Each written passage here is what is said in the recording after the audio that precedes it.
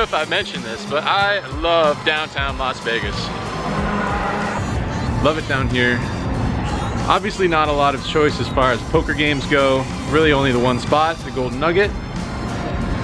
But still love it down here. And despite it being freak central, perhaps. Lots of awesome bars, especially on the East Fremont district. Some really good restaurants. Speaking of which, that's stop number 1.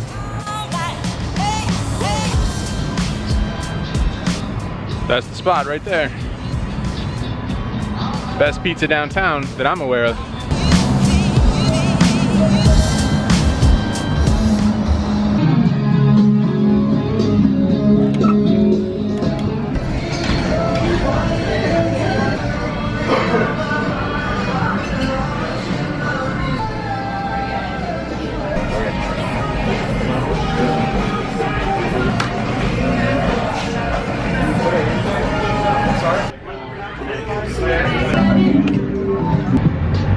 I ordered 2 slices of pizza and the guy gave me 2 extra ones for free.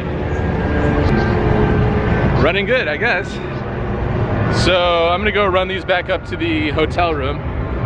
Probably have them for dinner, since this was breakfast. Dinner meaning whenever I go to sleep.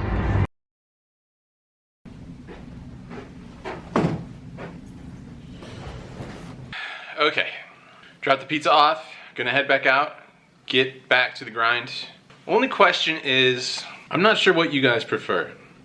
In the current situation, our options are a little bit limited. We could either go play some higher stakes, relate the hands back after the fact, or just move around to some different rooms that spread 1, 2, you know, haven't given us the word as far as filming, cool with it, not so cool with it, just no word either way.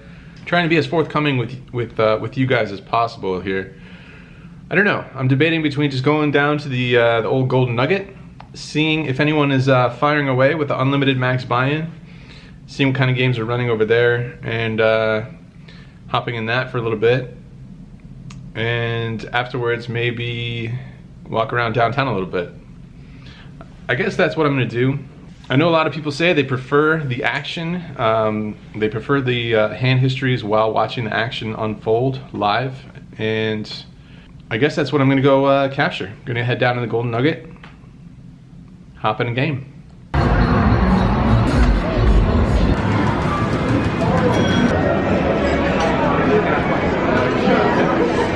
All right, just got on the list for the 1-2 game. Just ran into the Trooper and Pure Aggression himself. It's a regular vloggers convention here at the Golden Nugget at the moment, apparently. So shout out to those guys. Always good to see them, good to run into them. Second time I've ever seen Trooper. First time in Vegas. First time for everything.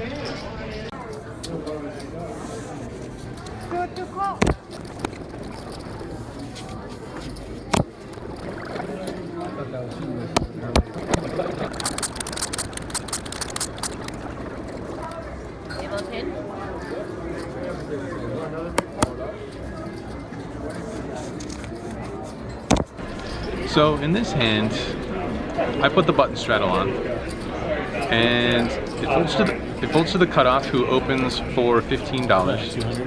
And I think that we're pretty decently ahead of his range here. There's a lot of times where I will flat jacks pre-flop, but I think when the Cutoff opens, 15 might look like a decent size raise in a 1-2 game, but with the button straddle on, I don't think it's too big. So I decided to put in a 3-bet. I make it $50 to go. The small blind is a short stack. He only has $56. He decides to stick it all in there. He goes all in for 56. And the Cutoff calls. He calls the $56. So we obviously call as well. Flop is good news, bad news. Flop is 10-8 for all diamonds. So we flop an overpaired, but we don't have a diamond. We have 2 blackjacks. The Cutoff basically has no money left, barely. He's got $41 left. He sticks it in there. Have to call at this point. The turn is a brick. The river card puts 4th diamond on the board. So not that great of a run out. Can't beat too much here. The small blind turns over pocket 3s with the 3 of diamonds. The cutoff turns over pocket 8s. No, I didn't win. So we lose the main pot, we lose the side pot. Jack's no good this time. Oh, and not only that, but the cutoff then proceeds to talk about how unlucky he got flopping a set and losing. Hey man, I had the best hand here. How about me? I got a little unlucky here too, no? No?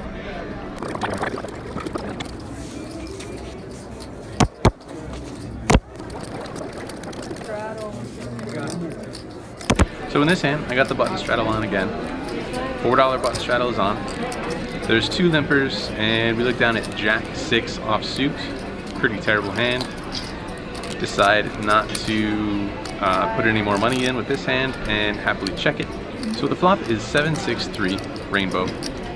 First player checks. The second player throws out $5. I call with second pair, and the first player calls as well. Turn is a queen. First player checks. Second player bets $20 this time. Now, I need to mention that this particular player was pretty splashy, pretty bluff happy. Somebody that I was looking to play a lot of pots with. So while you can certainly fold a pair of 6s here on this board, I think it's a little bit player dependent. So I decided to call once more and see what happens on the river. The first player folds behind me, so we go heads up to the river, which is a jack. We make 2 pair on the river. My opponent bets $25 on this river card. It's a pretty small bet into this pot, so I feel pretty confident that I have the best hand here. Looking to get some more money out of this player in particular, so I decided to put in a raise, and I make it $60. I don't want to make it too big. I want to try and get some value from maybe a good 7, potentially a worse 2 pair, but I really don't expect him to have 2 pair here, since he only bet $25 into this pot size. It feels like he's got a 1 pair type hand, not super strong, kind of medium-ish. So without too much hesitation, he calls the $60. We roll it over, and he rolls over Queen 6 offsuit. He's gonna take this one down. Surprised that he only bet $25 on that river into that pot size. Maybe I shouldn't be surprised, I mean, at this point.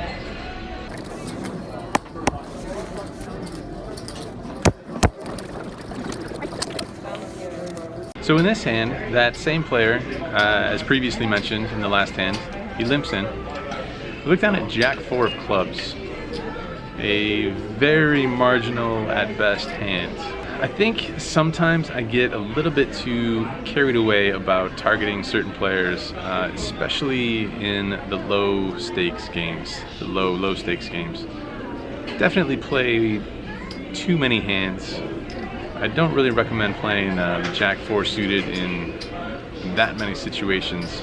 It has some merit as far as isolating a player who is putting in money very liberally, and I can understand targeting this type of player, but Jack 4 suited, not the best choice of holdings. All that being said, I decide to put some money in there and go after him a little bit, so I raise it up to $10. The small blind calls and the limper calls as well. So we go 3 ways to the flop. Flop is decent. Flop is 10-8-3 with 2 clubs, so we flop a flush draw, which, considering that we have Jack 4, is about as good of a flop as you could hope for. So both players check, and I decided to put in a C-bet. I bet $20. The first player folds.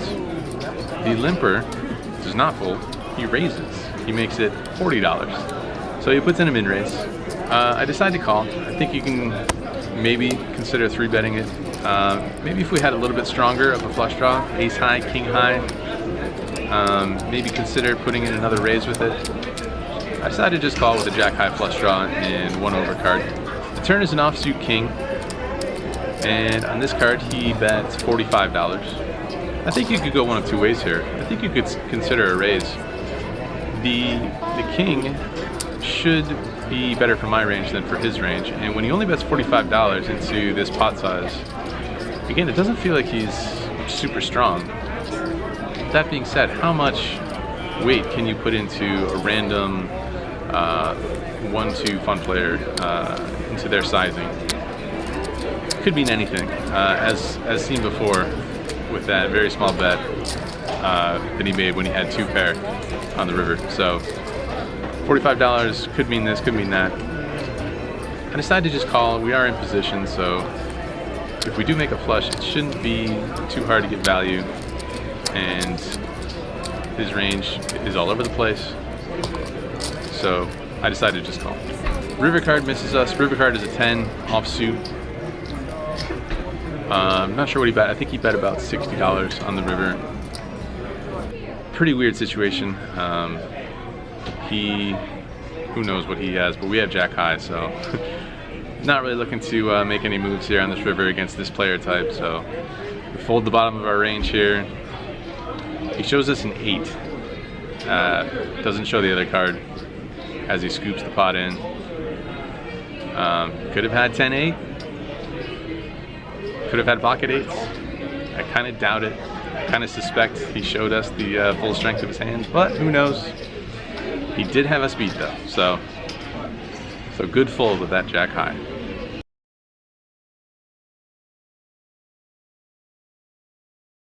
So there was one interesting hand that that happened that I didn't manage to record, which I will be punishing myself for. I'll tell you about that in a minute. But once again, the aforementioned player, he puts his straddle on, and I decide to keep that action environment, keep it happening, keep it brewing. I throw a dark raise in next to act. So I'm on his direct left. So I put in the dark raise to $10 before the cards are dealt. So cards are dealt, and there are 3 callers, including the straddler. And seeing as I don't have an option, I don't get to raise my hand, which happens to be ace queen when I look down at it. So we go 4 ways to the flop. Flop is ace 6-5 with 2 clubs. The straddler, he bets out for $15. I decided to put in a raise. I would say that we have fairly close to the top of our dark raising range here. Board is somewhat wet. There's a flush draw and straight draws out there, so I decide to go after it a little bit, and I put in a raise to $45, and it folds back to the straddler, who calls. I'm feeling quite certain at this point that we have the best hand, so pretty good situation so far. Turn is an offsuit jack, which is a pretty good card. We lose to ace jack now, but that should be it. I mean, I guess we lose to jack 6 and jack 5 now. You can't discount those types of hands, of course, but aside from that, not too much changes. He checks. I decide to go for some more value, charge some draws. I bet $90, which I think is a little bit too small. I think you can bet bigger here, probably. If he has any ace, he's probably continuing. If he has any draw, he's probably continuing for more money. So I think $90 is a little too small, but I bet 90. And once again, he calls. So we're off to the river. River is probably one of the worst cards in the deck.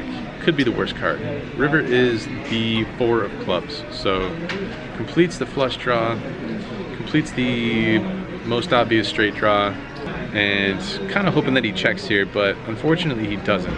He starts assembling a bet, and by assembling, I mean he starts stacking chips on chips. Fairly sizable bet. He bets $240. And it's not the kind of bet that he precisely counted out. It was, like I said, just kind of stacked on top of each other and then slid out in one motion rather than all cut out. So I feel like it's a little bit of a tell. I don't really get into tells too much, because without playing a lot with a particular player, or without getting to know somebody, or without being at the table yourself, it's hard for me to really describe various things that I pick up on. So I don't really get into tells too much in these hand histories, but it seemed like it was pretty value-ish. And I mean, with those motions, the way he stacked up the bet like that, and combined with the fact that this card is a pretty miserable card for us, I thought for a while and just decided to let it go. Didn't get any information from him, didn't show any cards this time, so I'm not sure if that's a good thing or a bad thing, but I could certainly see calling there against this player type, especially considering the fact that he didn't bet very big in that other two pair hand when he had two pair, and he bet fairly small on the river and only bet 25 into whatever it was. But there were some other hands that we played where he did the same kind of thing, stacked up his bets, slid it out there, and he was running good. He was making some hands, so gave him credit for this one. Not my favorite river card, and just decided to let it go. Right, so for punishment, as mentioned, somebody in the comments came up with an idea that for every hand that I tell that doesn't have video attached to it, make a small donation to kiva.org. I kind of like that idea. If you don't know what kiva.org is, I will put that exact link down below in the description box. I'm kind of learning about it myself. I'd heard of it before, had never used it before. It had been a couple of years since I've read anything about it, but basically it's a lending site. It's a loaning site for people all over the world.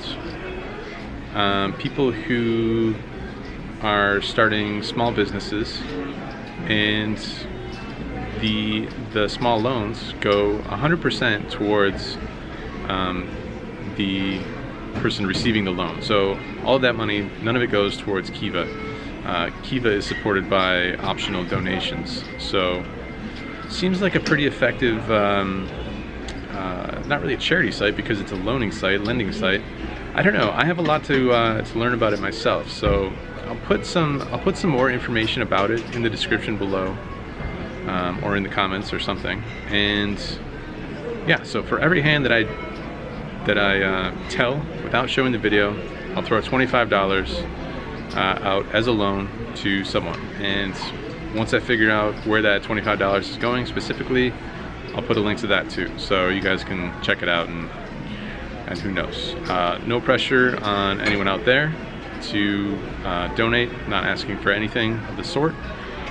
Just thought it'd be something fun to do. Take this vlog and spread some love out there, and make it about something that's a little bit bigger than just poker. Just just a smidge. Obviously, $25 per hand, not going to be changing the world per se, but who knows? Maybe something fun to do. Maybe we'll learn something. But yeah, I thought it was a cool idea, so let's do it. Let's try it and see how it goes.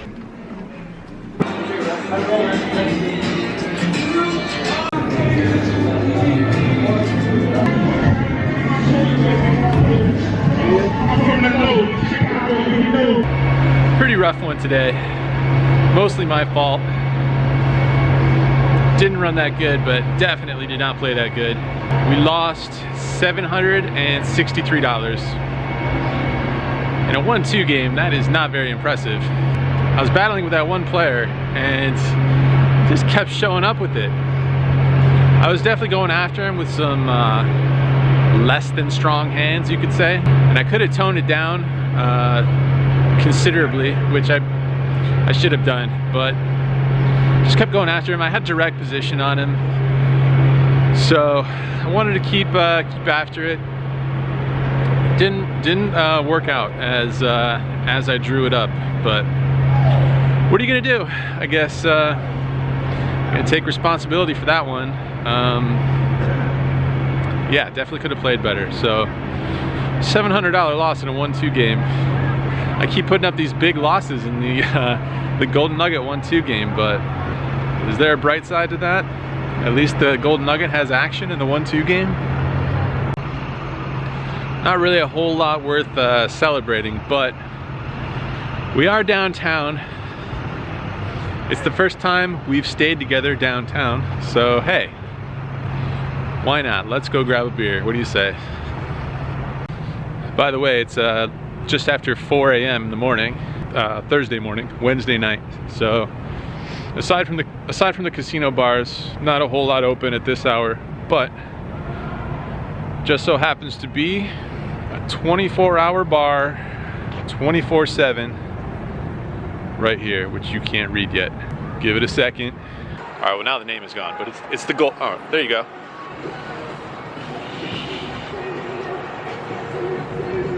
Gold Spike.